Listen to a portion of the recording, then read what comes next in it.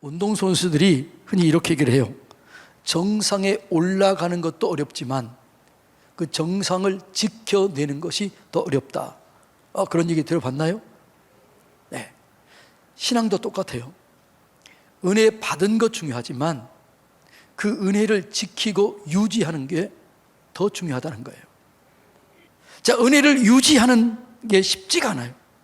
근데 은혜를 유지하는 법을 오늘 제가 한 5가지 정도로 말씀 나눌 텐데 잘 적용해서 은혜를 계속해서 유지하시고 은혜를 증가시켜서 하나님의 영광 가운데 풍성함을 누리시기를 축복합니다. 자, 은혜를 유지하는 비결이 뭐냐? 그건 겸손하는 거죠. 교만을 버리고 겸손을 취해야 될 줄로 믿습니다. 하나님의 은혜는 물과 같아요. 물은 위로서 아래로 흘러내리는 거죠. 아래에 쌓이는 거죠. 은혜는 겸손한 자리에 쌓이게 되어 있어요. 겸손한 사람에게 은혜가 머물게 되어 있습니다. 근데 아무리 은혜를 받았는데 교만하면 순식간에 사라져버리는 거죠. 그래서 성경은 교만을 경계하라 이렇게 그래요. 자, 한번 볼까요? 고린도전서 10장 12절. 그런즉 선줄로 생각하는 자는 넘어질까 조심하라. 그러니까 우리가 은혜를 받았을 때 뭐라고요? 이 은혜를 무너뜨리려고 하는 어둠의 세력이 있다는 거죠. 그래서 우리가 이 선줄로 생각했을 때, 은혜를 받았을 때 내가 넘어지지 않도록, 빼앗기지 않도록 조심하고 이 은혜를 사모해야 될 줄로 믿습니다. 어떤 사람에게 은혜를 계속해서 부어주느냐? 자, 베드로전서 5장 5절은 이렇게 얘기합니다. 젊은 자들아, 이와 같이 장로들에게 순종하고 다 서로 겸손으로 허리를 동이라. 하나님은 교만한 자를 대적하시되 겸손한 자들에게는 은혜를 주시느니라. 누구에게 계속해서 은혜를 부어줘요? 겸손한 자에게 계속해서 은혜가 부어지는 거예요. 겸손한 자에게 은혜가 계속해서 머물러 있게 되는 거죠. 성경에 보면 하나님의 사람들은 겸손했을 때 쓰임 받습니다. 교만하면 버림받아요. 그 대표적인 사람이 누구냐 그러면 사울 왕이에요. 사울 왕이 겸손했을 때 하나님이 그를 쓰셨어요. 근데 교만했을 때 그를 버리고 내가 사울을 왕을 세운 것을 후회한다 이렇게 그래요. 여러분, 솔로몬 왕이 어느 때 쓰임 받았습니까? 솔로몬 똑같아요. 하나님, 나는 이 많은 백성들을 재판하고 이 많은 백성들을 인도하기에 너무나 부족합니다. 나는 너무나 어립니다. 그렇자 하나님께서 그런 뭐라고 그래요? 듣는 마음을 주십시오. 이렇게 얘기하자 하나님께서 그에게 지혜를 주신 거죠. 세상이 감당하지 못할 전무후무한 지혜를 주어서 그를 왕으로 세운 거예요. 우리가 이 은혜를 계속적으로 유지할 수 있는 길, 그건 뭐냐? 겸손이에요. 하나님은 교만한 자를 대적하고 겸손한 자에게 은혜를 더하신다라고 말씀합니다. 여러분, 우리가 자신의 부족함을 가지고 하나님께 나아가면 하나님 반드시 채워주게 되는 거죠. 우리는 어느 누구도 부족한 자가 없어요. 하나님이 도와주시면 어느 누구도 쓰임받게 될 줄로 믿습니다. 대신 내가 이런 마음이 필요한 거죠. 주님, 도와주세요. 내 힘으로 할 수 없습니다. 나는 능력이 없습니다. 나는 지혜가 없습니다. 그러나 주님이 도와주시면 나는 할 수 있습니다. 그게 우리 마음이 돼야 되는 거죠. 그래서 여러분, 우리는 우리 자신의 약점을 하나님께 가지고 나가서 보완시키면 누구라도 쓰임받을 수 있는 거죠. 어떤 사람이라도 쓰임받을 수 있는 거죠. 쓰임받았던 사람들은 공통적으로 다 그래요. 나는 부족하지만 주님이 함께 하시면, 주님이 도와주시면 내가 해보겠습니다. 도와주세요. 이런 사람을 쓰시고 이런 사람에게 은혜가 계속해서 머물러서 이런 사람이 계속적으로 쓰임받게 될 줄로 믿습니다. 은혜를 유지하는 방법은 말씀과 기도로 계속해서 무장되어야 될 줄로 믿습니다. 하나님의 은혜는 말씀과 기도를 통해서 역사하는 거예요. 디모데전서 4장 5절 6절 다 같이 읽어볼까요? 하나님의 말씀과 기도로 거룩하여 짐이라. 내가 이것으로 형제를 깨우치면 이것이 뭐예요? 말씀과 기도예요. 말씀과 기도로 형제를 깨우치면 그리스도 예수의 좋은 일꾼이 돼요. 믿음의 말씀과 내가 따르는 좋은 교훈으로 양육을 받으리라. 예. 하나님의 말씀은 우리를 바른 길로 인도해요. 날 온전하게 해요. 괜찮은 사람으로 날 이끌어 주는 거지요. 자, 디모데후서 3장 16절 17절 다 같이 읽습니다. 모든 성경은 하나님의 감동으로 된 것으로 교훈과 책망과 바르게 함과 의로 교육하기에 유익하니 이는 하나님의 사람으로 온전하게 하며 모든 선한 일을 행할 능력을 갖추게 하려 함이라. 하나님의 사람으로 온전하게 하고 선한 능력을 행할 능력을 갖추게 하는 게 뭐예요? 그게 말씀이에요. 말씀은 마치 병자를 수술해서 온전하게 하는 것처럼 말씀은 우리를 수술시켜서 우리의 삶을 온전한 길로 이끄는 거예요. 히브리서 4장 12, 13절 다 같이 읽어볼까요? 하나님의 말씀은 살아있고 활력이 있어 좌우의 날선 어떤 검보다 예리하여 혼과 영과 및 관절과 골수를 찔러 쪼갠다라고 얘기해요. 그리고 어떻게 해요? 마음의 생각을 하나님 판단하시나니 지으신 것이 하나도 그 앞에 나타나지 않음이 없고 우리의 결산을 받으실 이의 눈앞에 만물이 벌거벗은 것 같이 드러나느니라. 말씀이 우리를 수술시키는 거죠. 날선 어떤 검보다 예리하여 혼과 영과 및 관절과 골수를 찔러 쪼개서 우리를 온전하게 하는 거죠. 수술시키는 거죠. 그래서 우리가 괜찮은 사람이 되는 거예요. 그래서 하나님을 진짜 만나면 사람이 변화돼요. 하나님이 쓰시기에 불편함이 없도록 준비되게 될 줄로 믿습니다.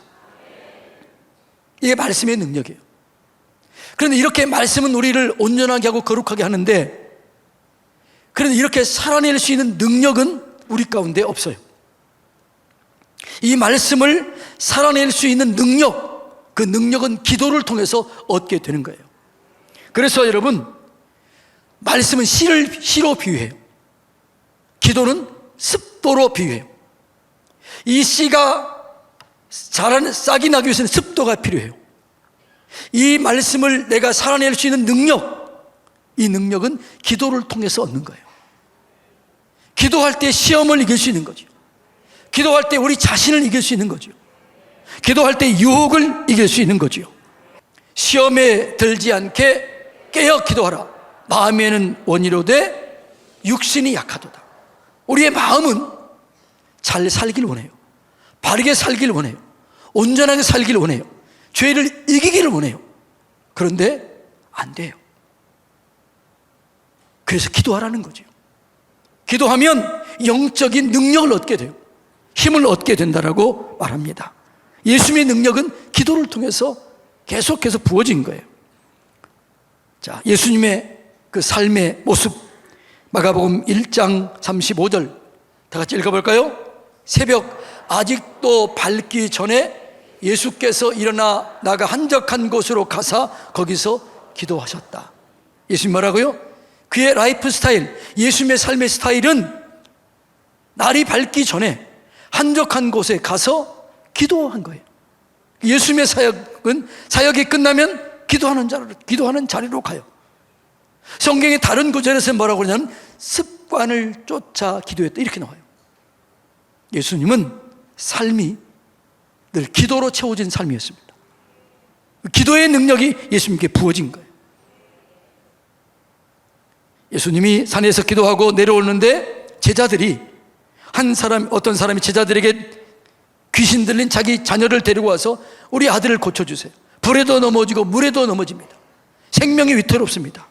고쳐주세요 하니까 고치지를 못하고 난감해하고 있을 때 예수님이 나타나서 귀신을 쫓아내고 온전하게 세웁니다. 그러자 제자들이 물어보는 거예요. 우리는 어찌하여 그런 능력을 행하지 못했습니까? 예수님께서 뭐라고 답해요? 마가복음 9장 29절 이렇게 얘기를 해요. 이르시되 기도 외에 다른 곳으로는 이런 종류가 나갈 수 없느니라. 이 말은 무슨 말이에요?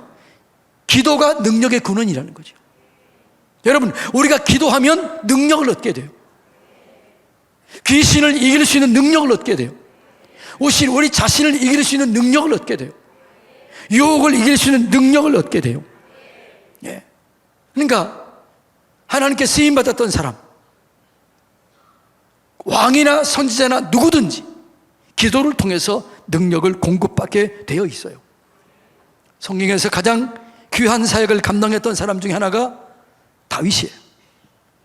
다윗은 자기가 이렇게 고백합니다. 자, 다윗의 고백, 시편 119편 147절로 48절 다 같이 읽어볼까요? 내가 날이 밝기 전에 부르짖으며 주의 말씀을 바라싸우니 주의 말씀을 조용히 읊조리려고 내가 새벽녘에 눈을 떴나이다. 자, 다윗의 일상적인 삶이 뭐라고요? 내가 부르짖기 위해서, 기도하기 위해서 새벽을 일어났습니다. 내가 말씀을 읊조르기 위해서, 말씀을 묵상하기 위해서 내가 새벽에 일찍 일어났습니다. 다윗의 삶은, 다윗이 그렇게 어디를 가든지 승리하고 무엇을 하든지 형통할 수 있었던 비결은 그는 말씀과 기도 생활에 있었다는 거죠. 말씀을 읊조리기 위해서, 묵상하기 위해서 아침 일찍 일어난 거예요. 그 말씀을 붙잡고 부르짖어 기도했던 거예요. 여러분, 그래서 우리가 부르짖어 기도할 때 능력이 생겨요. 그래서 말씀과 기도로 거룩해지게 되고 능력을 얻게 되는 것이죠. 그러니까 기도를 통해서 능력을 얻어요. 기도를 통해서 능력을 유지해요. 기독교 영성이 뭐예요? 알고, 믿고, 순종하고, 체험해서 하나님께 영광을 돌리는 거예요. 말씀을 통해서 하나님을 깊이 알아야 돼요. 그 말씀을 믿고 순종하는 거예요. 그리고 기도를 통해서 하나님께 나아가면 체험하게 돼요. 기적을 체험해요. 능력을 체험해요. 그리고 하나님께 영광을 돌리는 거죠. 말씀과 기도로 여러분이 거룩해지게 되기를 축복합니다. 말씀과 기도를 통해서 우리가 은혜를 계속해서 유지할 수 있게 되는 것이죠. 여러분, 지금 여러분이 은혜 안에 있느냐, 은혜 밖에 있느냐, 자신을 점검해 보세요. 나는 지금 매일매일 말씀을 묵상하고 있는가? 나는 매 순간순간 기도하고 있는가? 점검해 봐야 돼요. 매일 말씀을 묵상하고 그 말씀을 붙잡고 기도하고 있다면 여러분은 걱정할 게 없어요. 염려할 게 없어요. 하나님이 책임져 주시고 보장해 주시고 인도해 주셔서 화가 변해서 복이 되게 할 줄로 믿습니다. 기적을 경험하게 될 줄로 믿습니다. 그게 여러분 원리라는 거죠. 그 다음에 이 은혜를 유지하기 위해서는 자꾸 모여야 돼요. 모여서 위로하고 격려하고 축복해야 될 줄로 믿습니다. 은혜를 받으면 모이기를 힘쓰게 돼요. 여러분, 은혜가 있는 사람은 모여요. 예배 시간이 즐거워져요. 영광을 경험하게 되는 것이죠. 어떤 분이 이렇게 표현했어요. 수요 예배가 왜 중요하냐, 이렇게 표현했더라고요. 빨랫줄을 열면은, 빨래를 걸면 옛날에 쭉 쳐져요, 안 쳐져요? 그럼 거기다가 장대를 세워놓잖아요. 수요일이 장대 같다는 거예요. 우리의 믿음이 좀 처질만 하면 수요일 예배 나오면 다시 회복된다는 거예요. 옆에 사람 쳐다보고 인사합시다. 수요일도 나옵시다. 아니, 이렇게 많은 사람들이 있는데 수요일이면 반도 안, 여기 지금 위아래 꽉 찼잖아요. 근데 반도 안 차. 그래서 여러분이 처지는 거예요. 믿음이 처지는 거예요. 유지가 안 되는 거예요. 수요 예배는 뭐라고요? 빨랫줄에 처지는 것을 올리는 거예요.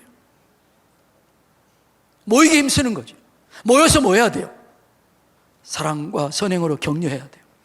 칭찬하고 위로하고 격려하고 세워줘야 될 줄로 믿습니다. 그러니까 좋은 교제권이 있어야 돼요. 복 있는 사람은 누구입니까?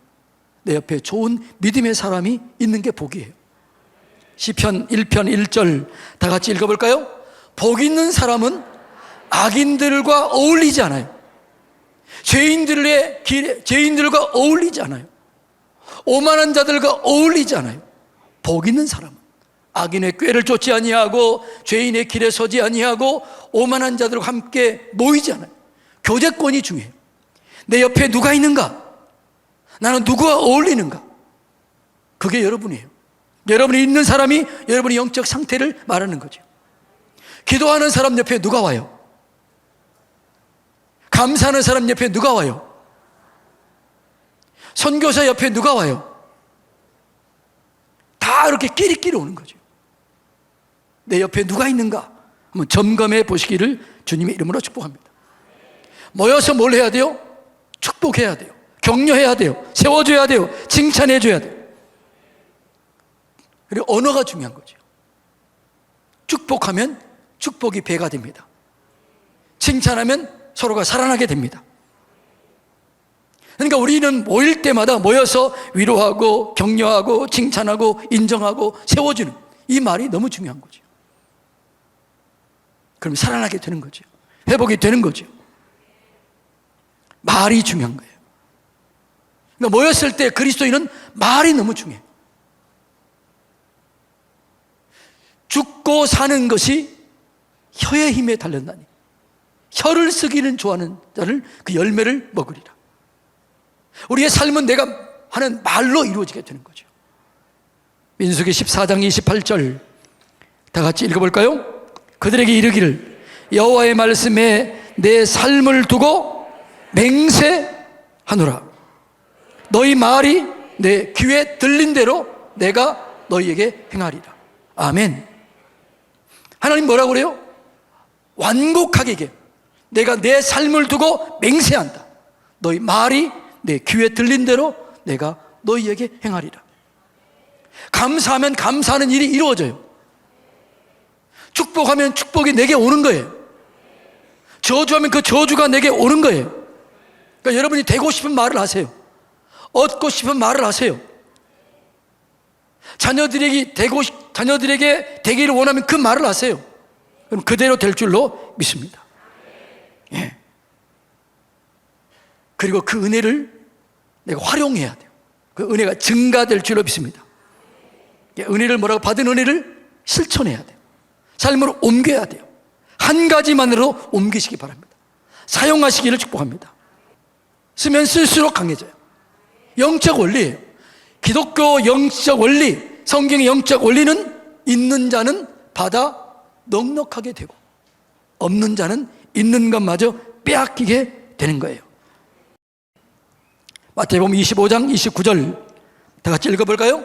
무릇 있는 자는 받아 더 풍족하게 되고 없는 자는 있는 것까지 빼앗기게 되는 거죠. 여러분, 그래서 은혜를 받았으면 한 가지만으로 실천하세요. 여러분, 은혜를 받는다는 게 뭐냐? 그러면 어떨 때 한 단어 때문에 은혜 받을 수 있어요. 어떨 때 한 줄 때문에 은혜 받을 수 있어요. 한 시간 때문에 은혜 받을 수 있어요. 그 한 가지만이라도 지켜 행하면 그게 쌓이게 되는 거죠. 활용하시기를 바랍니다. 받은 은혜를 활용하면 은혜가 증가돼요. 점점 커지는 거죠.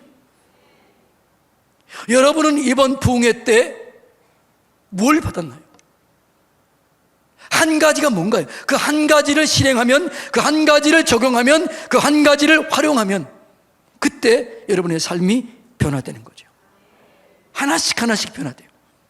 그럼 나중에는 나도 모르는 사이에 변화되어 있어요. 그것이 은혜인 줄로 믿습니다. 예, 여러분 잘 활용하시기를 축복합니다. 마지막으로는 성령의 이끌림을 받아 살아야 되는 것이죠. 우리 모두는 은혜를 유지하기를 원하지요. 그래 안 해요? 금방 잊어버리기를 원해요? 유지하기를 원해요? 근데 그게 잘 돼요? 안 돼요? 안 돼요. 여러분은 죄 짓기를 원해요? 선하게 살기를 원해요? 근데 잘 돼요? 안 돼요? 안 돼요. 바울도 그래서 고민했어요. 내가 선하게 살기를 원하고 의롭게 살기를 원하고 하나님께 영광 돌리기를 원하는데 이게 잘 안 되는 거예요. 그래서 이렇게 고백을 해요. 로마서 7장 15절로 18절 읽어볼까요? 내가 행하는 것을 내가 알지 못하노니 곧 내가 원하는 것을 행하지 아니하고 도리어 미워하는 것을 행함이라. 만일 내가 원하지 아니하는 그것을 행하면 내가 이로써 율법이 선한 것을 시인하노니 이제는 그것을 행하는 자가 내가 아니요 내 속에 거하는 죄니라. 내 속, 내 육신에 선한 것이 거하지 아니하는 줄을 아노니 원함은 내게 있으나 선을 행하는 능력은 없다. 그래서 24절 이렇게 그래요. 오라 나는 곤고한 사람이로다. 이 사망의 몸에서 누가 나를 건져내려. 나는 의를 행하기를 원하고 선을 행하기를 원하고 바르게 살기를 원하는데 잘 안 돼요. 아, 미치겠다. 그렇게 하는 거예요. 그런데 바울이 이 선을 행할 수 있는 능력을 얻은 방법을 알아요. 해결책을 찾아요. 그 해결책이 뭐냐? 로마서 8장 1절 2절이에요. 읽어볼까요? 그리스도 예수 안에 있는 자에게는 결코 정죄함이 없나니 이는 그리스도 예수 안에 있는 생명의 성령의 법이 죄와 사망의 법에서 너를 해방하였습니다. 두 가지를 얘기해요. 예수 안에 있어야 된다. 성령의 법을 따라 살아야 된다는 거죠. 성령의 법을 따라 사는 거 이런 거예요. 성령님 도와주세요. 성령님 인도해 주세요. 이렇게 하는 거죠. 주님, 내 힘으로 할 수 있는 건 아무것도 없습니다. 손가락 하나 움직일 수 없고 발가락 하나 움직일 수 없고 물 한 모금 마실 수 없고 아무것도 할 수 없습니다. 성령님이 도와주시지 않으면 나는 아무것도 못합니다. 도와주세요. 인도해 주세요. 지혜를 주세요. 떠오르게 해주세요. 그러면 성령님이 떠오르게 해요. 지혜를 줘요. 능력을 줘요. 죄를 이기게 하는 거예요. 바울이 그래서 이긴 거예요. 그래서 바울은 이렇게 그래요. 내게 능력 주시는 자 안에서 나는 모든 것을 할 수 있다. 바울이 깨닫고 이렇게 고백을 해요. 바울이 했다면 바울이 고민이 우리의 고민이고 바울이 했다면 이겼다면 우리도 이기게 될 줄 믿습니다. 예수님 안에 거하세요. 성령님을 의지하세요. 하나님은 돕기 위해서 여러분을 준비하고 계셔요. 뭐 하고 계신다고요? 준비하고 계시는 거죠. 도움을 요청하면 즉각적으로 역사하십니다. 필요할 때 사람을 만나게 하십니다. 지혜를 주십니다. 아이디어를 주십니다. 현실을 정확하게 진단하고 미래를 예측할 수 있는 능력을 주는 거예요. 그래서 성령의 사람들은 고난의 때, 어려움의 때 오히려 잘 되는 거예요. 자, 성령님을 따라 사시기를 축복합니다. 사랑하는 성도님 여러분, 우리가 부흥회 때 참 큰 은혜를 받았습니다. 그런데 이 은혜를 받았는데 어떤 사람은 벌써 쫙 잊어버린 사람이 있어요. 그러나 어떤 사람은 한 가지라도 붙잡은 사람이 있어요. 이 받은 은혜를 유지해야 여러분이 승리하게 될 줄로 믿습니다. 유지하는 길이 뭐라고요? 온유하고 겸손한 길을 선택하는 거죠. 말씀과 기도의 자리에 늘 나와야 되는 거예요. 모여서 위로하고 격려해야 되는 거예요. 여러분, 성령의 이끄심을 받아야 살아야 돼요. 받은 것 중에 한 가지만이라도 실천하세요. 그러면 그 은혜가 계속해서 증가되는 거예요.